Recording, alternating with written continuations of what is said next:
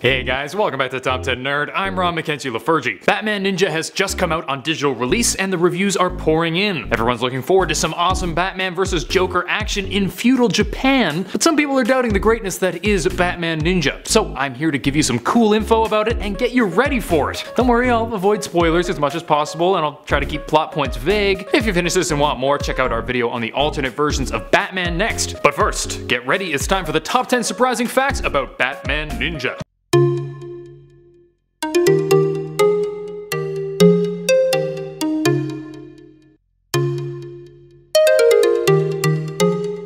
Number 10. It's Batman's anime debut. Might surprise a lot of people given Batman's insane popularity, but this is the first Batman anime ever. I checked because I couldn't believe it to be true, but I couldn't find any, which makes this even more of an amazing event. It's really cool to see him reimagined in such a unique style, and it allows for fighting styles that are common in anime but less so in Western media. Very cool.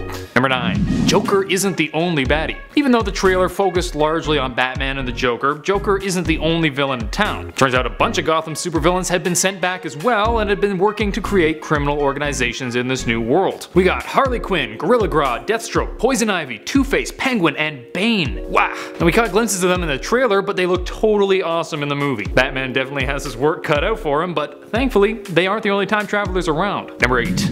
Batman has allies. Yep, as was seen in the trailer, various members of the Bat Clan are there to help him fight against the villainous bosses. With him are Red Robin, Damian Wayne's Robin, Red Hood, Nightwing, Catwoman, and, of course, Alfred, who built a bat cave, because of course he did. They've all been beautifully reimagined to fit the art style and time period while still having really unique characteristics and a definite futuristic look, which makes sense because... Number 7. The characters were designed by Takashi Okazaki. Hardcore fans might recognize the name, but if you don't, he's the creator of Afro Samurai, the classic manga about, well, a samurai with an afro. It makes total sense to call him in on this. The futuristic yet feudal setting of Afro Samurai fits really well with this story since we have the futuristic heroes and villains in the time of feudal Japan, and he did a bang-up job. Number 6. It was written by Leo Chu. Yep, the Afro Samurai just keeps coming. Leo Chu was the writer for the Afro Samurai miniseries and movie, and he was brought onto this project as well to write the English screenplay. Given the similarities between Afro Samurai and Batman Ninja, it's an understandable choice, plus we know he was already tight with Okazaki. Don't worry, these points won't all be just a list of credits, but the Afro Samurai parallels are super relevant, and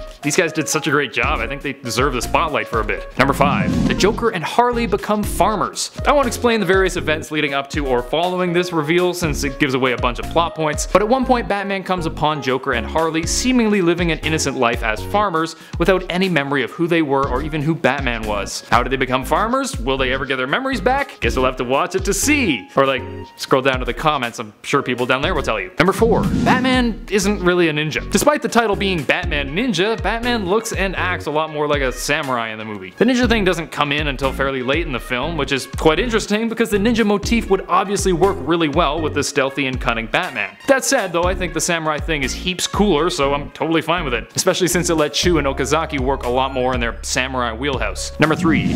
Bane is a sumo wrestler. Couldn't not put this as a point. I'm sorry. I won't go into each villain and their new depiction, but Bane as a sumo wrestler is just so incredibly perfect and so incredibly disturbing that it had to be on here. If I could do a Bane voice, I'd do some fat bastard lines in his voice right now, but I can't, so I won't. Consider yourselves lucky. Oh, and Harley Quinn and Poison Ivy are voiced by Tara Strong, who plays Timmy in Fairly Odd Parents, among countless other characters. Thought that was cool, but not cool enough for its own point. Next, number 2.